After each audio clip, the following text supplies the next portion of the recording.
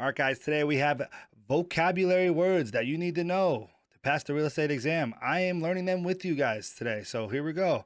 We're trying this new system. It's a matching system where we take the vocabulary word and we match it to the definition. You'll see here in a second. Subscribe to the channel if you want more vocabulary words, more test questions, more concepts. We are putting out a ton of content. So let's jump into the vocabulary words and learn this stuff together. Okay, here we go. Here's how it looks. This is the matching. We're matching up the vocabulary words with the definition. If you guys want to follow along or want something like this, click the link below. This is an affiliate link to Colibri. This is the website that I use and that I'm currently using, that I use to pass my 3 required courses, and then I'm using to study right now. If you want to follow along, like I said, click the link, grab the exam prep, and we can study for this together. All right, question 1. We have deed, grantee, acknowledgement, and situs. And then we have on this side, person receiving a grant of real property. When a person who has signed a document formally declares to an authorized official, usually a notary public, that they signed voluntarily, the official certifies that the signature is voluntary and genuine. A written instrument transferring the grantor's ownership of or interest or real property. Place where something exists, an area or preference by people for a certain location, thus giving economic attributes value to the property. Okay.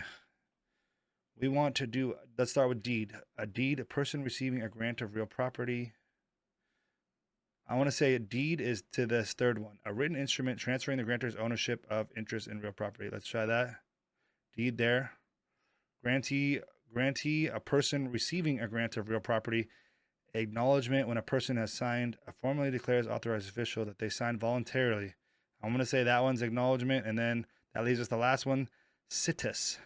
Place where something exists, an area of preference or preference by people for a certain location, thus giving economic attributes of value to the property. All right, we're going to check it. Remember, I'm taking this first time with you guys. I don't know. I'm learning just as much as you. All right, we got them all right. Let's go. Next one. Executor, executrix, genuine warranty deed, tenancy in common, devise.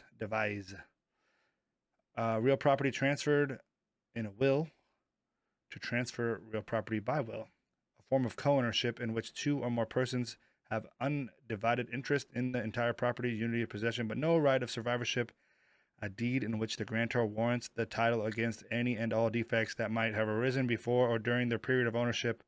A person appointed in a will to carry out the provisions of the will. All right, so we know that this is an executor. I'm pretty sure an executor is a person appointed in a will to carry out the provisions of the will. Remember, guys, if I'm going too fast or I'm going too slow, feel free to fast forward, get all the answers if you know all the answers, or pause if you wanted more time to read it and I'm speaking too fast for you, or whatever you want to do. If you want to follow along, like I said, link down below. Let's get back into it. Executor, executrix. All right. Let's figure out what number 1 is. Real property transferred in a will, to transfer real property by will. Now let's go to the next one. A form of co-ownership in which 2 or more persons each have undivided interest in the entire property, but no right of survivorship. I'm going to go tenancy in common on that one. A deed in which the grantor warrants the title. So we already have deed. And we have warrant against any all defects during their period of ownership. So we'll go here, and then that leaves the device for the first one. Device, real property transfer to a will, transfer of property by will. Check. All right. We got them all again. Let's go next. Oh, we only have 2 more. We can add. We'll add a little bit more to the video. Stay tuned. We got more. Let's figure out what these 2 are, though, first. A deed that implies the grantor owns the property and has the right to convey it, but does not carry any warranties. Equipment a tenant installs for use in their trade or business and can be removed by a tenant before the lease expires. I mean, that's a trade fixture, and that's number 1, a deed that implies grantor owns the property and has the right to convey it, but does not carry any warranties. Bargain and sale deed. Let's check it again. All right. We did it. We actually got 10 out of 10 correct on this one, guys.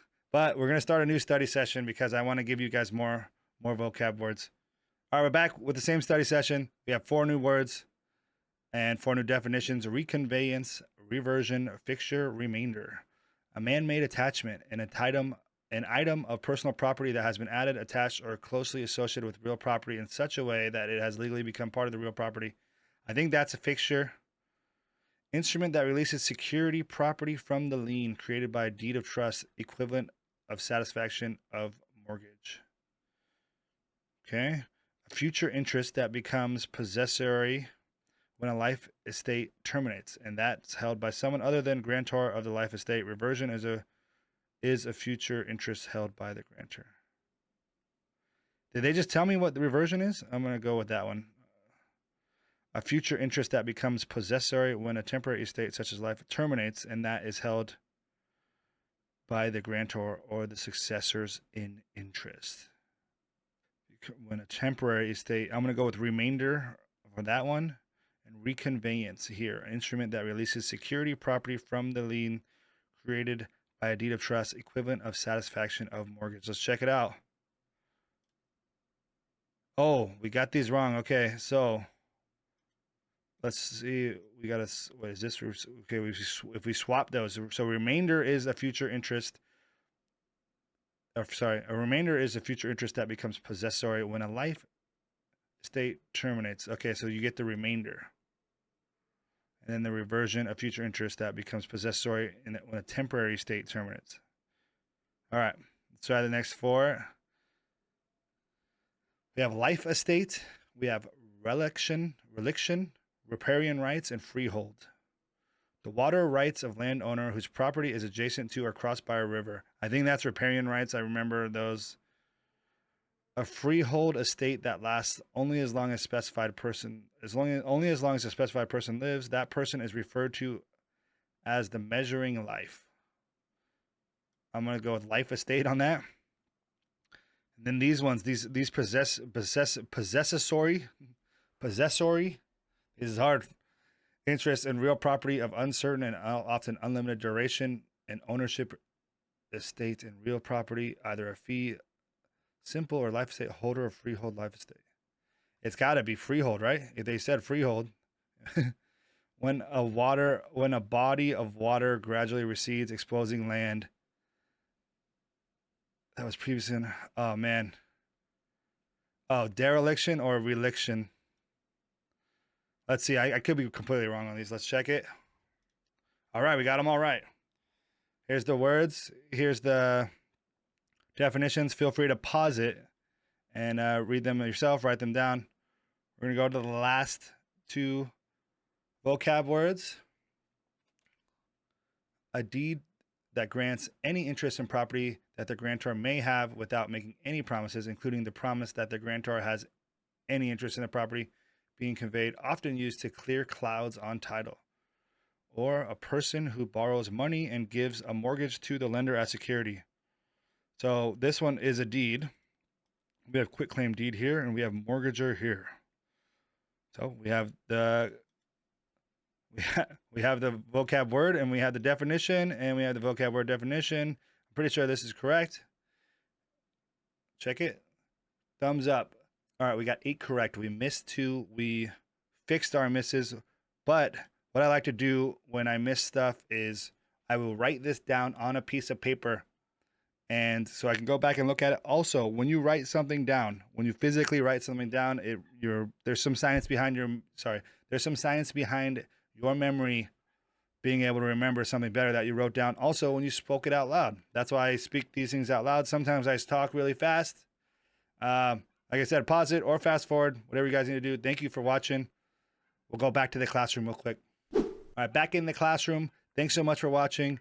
Subscribe to the channel. We have tons more vocab, matching, flashcards, more test questions, more concepts. We got to get those contracts. Those ones are tough. And yeah, thank you guys again for watching. Subscribe to the channel.